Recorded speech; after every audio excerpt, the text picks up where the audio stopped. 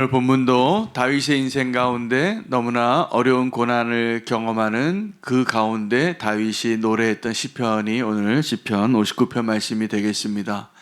다윗이 참 놀라운 삶을 살았다는 것을 우리가 고백할 수밖에 없는 것은 다윗의 대부분의 시편과 다윗이 하나님의 마음에 합한 자로서의 삶을 살 수 있었던 그 이유가 어디에 있었냐 하면 원수 때문입니다. 대적이 많았습니다. 여러분, 다윗과 같은 사람이 되기를 원하신다면 이 비밀을 알고 기도해야 됩니다. 내가 원수와 나의 대적으로 쌓여서 살아가는 삶을 살 준비가 되어 있는가입니다. 여러분, 원수에 대한 우리의 반응이 어떠한가를 통하여서 우리의 믿음의 수준을 알 수 있습니다. 여러분, 원수가 내 앞에 있고 문제가 내 앞에 큰 거인처럼 산처럼 내 앞에 서 있을 때 우리의 첫 번째 반응은 뭐냐 하면 두려움일 것입니다. 원수가 있다는 것만으로도 두려워하는 사람들이 있습니다. 그래서 모든 사람과 함께 화평하게 지내라. 이것은 하나님 우리에게 주시는 명령인데 그 명령을 이루기 위하여 여러분 모든 사람과 화평하는 그 길이 가능하십니까?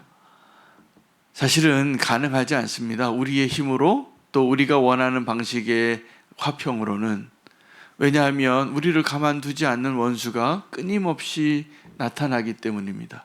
우리가 절망할 수밖에 없는 문제가 끊임없이 내 앞에 나오기 때문에 그렇습니다. 그때 우리가 이 원수를 향한 우리의 첫 번째 반응, 원수가 나보다 커 보이고 원수가 나보다 힘이 셀 때의 반응은 두려움입니다. 그래서 원수가 존재하는 것조차도 두려워하는 분들이 있어요. 그래서 그런 분들은 자꾸 산으로 올라갈지도 모릅니다. 그러나 그곳에서도 두려워질 것입니다. 광야에서도 두려울 것입니다.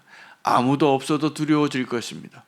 여러분, 우리의 인생에 문제가 없고 원수가 없는 삶은 없습니다. 그래서 오늘 시편을 통하여서 이 원수 앞에서 우리가 어떻게 믿음으로 살아야 하는가를 다시 한번 인도함 받을 수 있는 저와 여러분 되시기를 바랍니다. 원수에 대한 첫 번째 반응이 있다면 우리는 두려움입니다. 그러나 때로는 원수가 나보다 힘이 약할 때가 있습니다. 하나님이 나에게 그 원수를 이길 수 있는 힘과 기회를 주실 때가 있습니다. 그때 우리는 어떻게 되냐 하면 분노합니다. 그때 분노가 나오는 사람들이 많아요. 여러분, 어떤 뉴스거리에 나오는 아주 악한 사람들이 그 기사에 나올 때가 있습니다. 어떻게 사람이 저런 죄를 지을 수 있을까? 어떻게 저렇게 폭력적일 수 있을까? 어떻게 저렇게 악랄할 수 있을까? 그런데 보면요, 그 사람이 그러한 악함의 최대치까지 드러나는 모습으로 나타나는 이유가 자기의 원수와 대적이 자기보다 힘이 없을 때입니다. 그래서 그 사람에게는 아주 잔인하게 돼요. 그 분노가 삼켜요, 사람을. 짓밟아요. 그러한 기사들을 보면 깜짝 놀라는데 여러분, 사실은 우리 안에 그 모습이 있습니다. 내 원수가 나보다 힘이 약할 때, 여러분, 원수가 나보다 힘이 세면 두려워하고 원수가 나보다 힘이 약하면 분노하고, 이것은 다 하나님이 우리에게 원하시는 모습이 아닙니다. 예수님은 우리에게 분명히 말씀하십니다. 내 원수를 사랑할 수 있냐고. 그리고 명령이 되었습니다. 오늘 저와 여러분이 원수에 대한 반응이 두려움도 아니고 분노도 아니고 사랑으로 바뀌어지는 놀라운 역사가 있기를 원합니다. 오늘 시편 59편에 그 일을 고백하고 있기 때문에 그렇습니다. 다윗이. 여러분, 오늘 다윗이 그 원수를 향한 첫 번째 기도는 뭐냐 하면 하나님, 그들에게 은혜를 베풀지 마시옵소서입니다.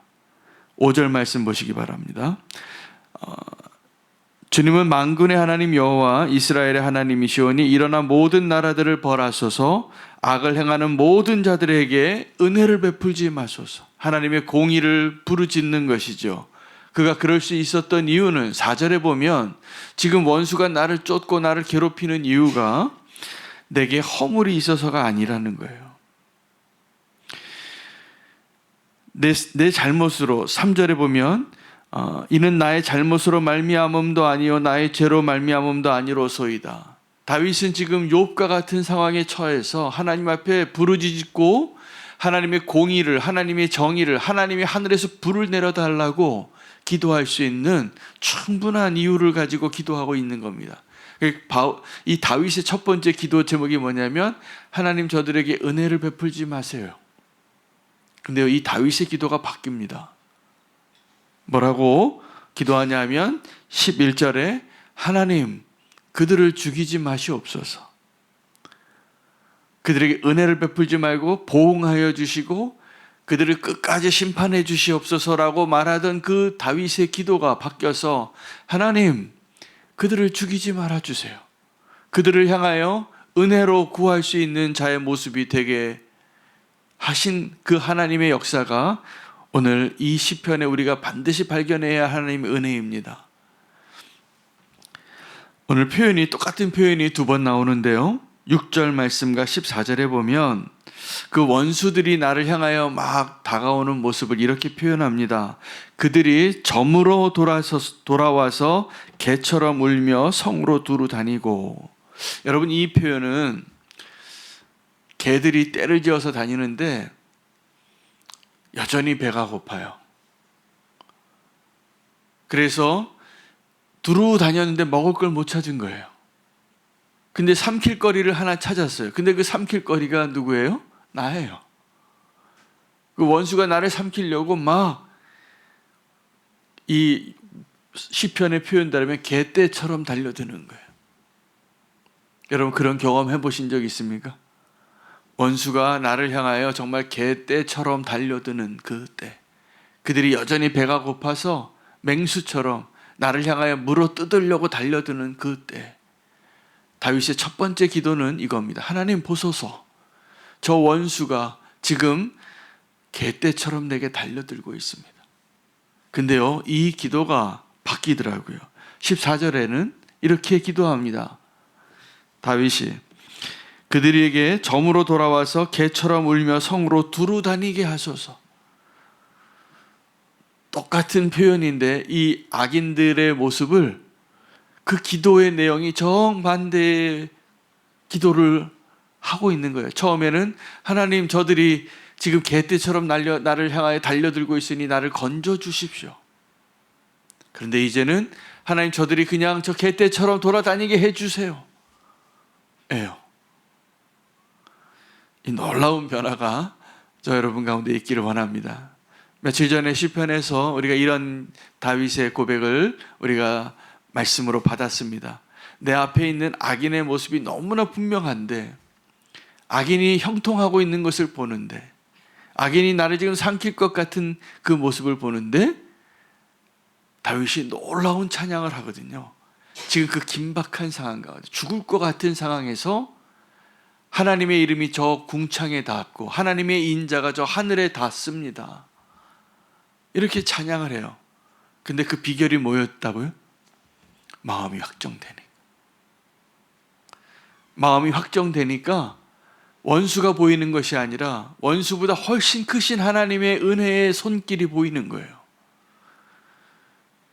여러분, 다윗이 위대해진 이유는 하나님께서 다윗을 그 위대한 사람으로 만드신 그 과정 가운데 하나님의 비법이 뭐냐 하면 다윗에게 끝없이 대적을 붙여준 것입니다.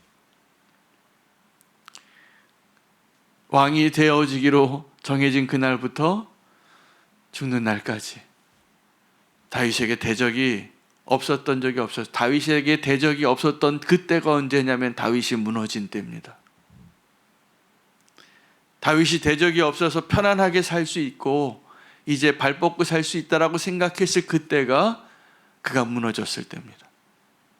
여러분, 오늘 이 놀라운 비밀이 성도가 이 땅에서 살아가는, 그리고 우리가 믿음이 성장하고 우리가 하나님의 은혜 안에서 예정되고 택함받아서 성화되어지고 하나님 원하시는 그 믿음의 여정을 갈 수 있는 그 비결이 무엇인지를 발견할 수 있게 되기를 축복합니다. 여러분, 하나님의 손과 사람의 손 가운데 뭐가 더 두려울까요? 하나님의 손이 훨씬 두렵습니다. 우리를 막 괴롭히는 사람의 손, 원수의 손, 대적의 손이 아무리 강한 것 같아도 그들이 할 수 있는 건 그냥 내 육체의 목숨을 빼앗을 정도는 할 수 있을 거예요. 제가 어제 감리교에서 진행되어지는 예수동행 목요 찬양 집회에 갔는데 한 350명, 400명 정도의 성도님들이 함께 모여서 찬양하고 예배했습니다. 너무 은혜의 자리였습니다. 그 자리에서도 주님이 주시는 음성이 있고, 제가 안수 사역을 하러 가서 섬겼는데 제가 은혜를 받았어요.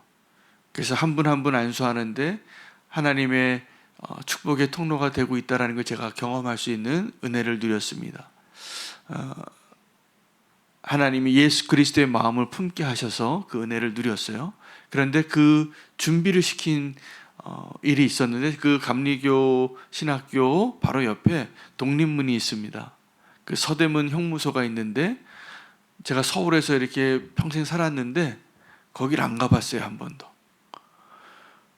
근데 그 서대문 형무소에 가서 지금은 너무 잘 단장된, 잘 준비되어진 관광지 같이 되어 있는데, 형무소죠.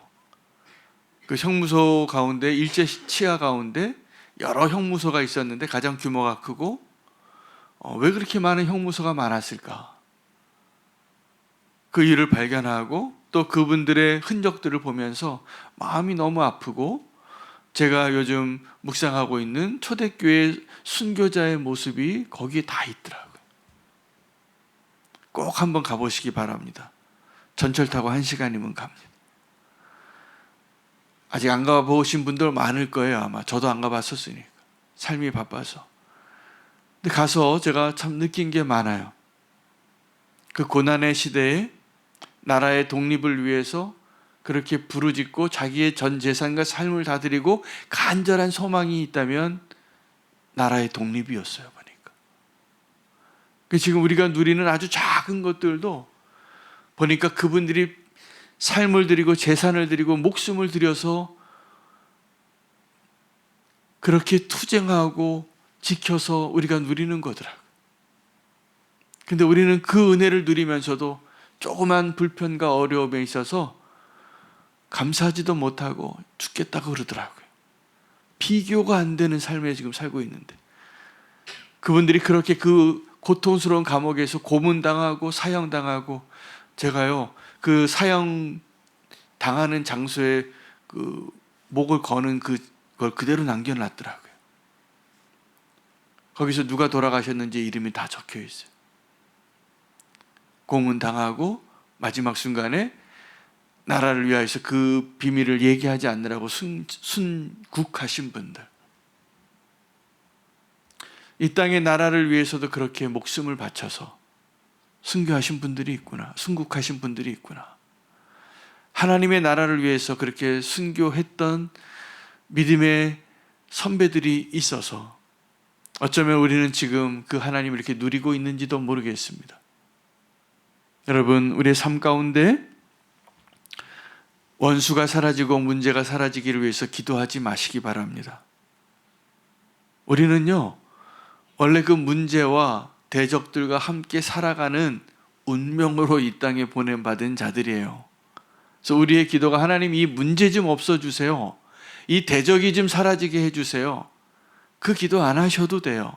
사실은 그것이 우리를 더 하나님의 은혜의 자리로 인도하는 축복의 하나님의 도구인 것을 아셔야 됩니다.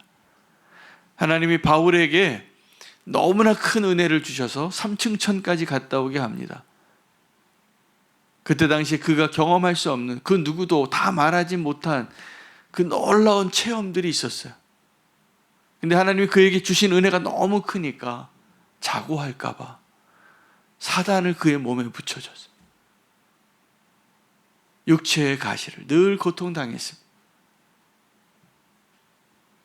그의 연약함 때문에 어쩌면 더 사랑받고, 그의 연약함 때문에 더 그리스도가 드러나고, 그의 연약함 때문에 그는 끝까지 믿음의 경주를 했으리라고 저는 확신합니다. 여러분, 우리에게 있어서 끝까지 그 믿음의 경주를 하기를 원하신다면 원수가 내 앞에 사라지고 문제가 내 앞에 사라지는 것만을 구하지 마시기 바랍니다. 구하세요. 하나님 응답해 주실 겁니다. 그러나 그 원수의 유익이 있다는 것도 아셔야 돼요. 문제의 유익이 있다는 걸 아셔야 됩니다. 우리에게 문제가 있고 오늘도 기도 제목이 있어요. 내 문제가 있고 사랑하는 교우의 기도 제목이 있고 이 한국교회의 기도 제목이 있어요. 우리가 완전하지 않고 우리가 너무나 허물이 많습니다. 여러분 시편 110편에 다윗이 보았던 예수 그리스도의 통치의 모습은 뭐냐면 주님 원수 중에서 통치하여 주시옵소서. 원수들 가운데에서 여러분 우리가 일부러 원수를 삼을 필요는 없습니다. 그건 하나님 원하시는 방식이 아니죠. 근데 우리가 이 땅에서 하나님이 원하시는 믿음의 길로 선택하고 서 있으면 원수가 우리를 가만두지 않을 겁니다. 그게 우리가 믿음으로 잘 살고 있는지 증거예요. 그 가운데 원수를 향한 우리의 마음과 태도가 바뀌기를 원합니다. 시편 23편 고백에도 똑같이 그가 고백합니다. 복 있는 사람이 원수의 목전에서 내게 상을 베풀어 주시옵소서. 여러분 이게 정말 더 기쁜 거잖아요. 원수의 목전에서 내게 상을 베풀어 주셔서 내 잔이 넘치나이다. 그는 아무것도 더 필요하지 않다라고 고백했던 그는 사실은 원수 앞에서 살았던 사람이라는 것이죠. 여러분 우리가 원수 앞에 살고 끊임없이 우리에게 문제가 파도처럼 밀려올 때 하나님이 더 분명해질 수 있는 저와 여러분 되시기를 축복합니다. 우리에게 축복의 길, 오늘 이 고백이 바뀝니다. 하나님 저 원수들에게 은혜를 베풀지 말아 주십시오. 심판해 주십시오. 이렇게 기도하던 다윗이 하나님 그들을 죽이지 마십시오. 하나님 저 원수들이 저녁에 노을에 여전히 먹이를 찾아서 떼지어 다니는 개떼들과 같이 울부짖으며 다니게 해 주십시오. 저는 두려워하지 않겠습니다. 오늘 그 믿음으로 주님 앞에 설 수 있는 저와 여러분 되시기를 축복합니다. 오늘 그 믿음 주실 주님을 신뢰하며 기도하고 오늘 함께 기도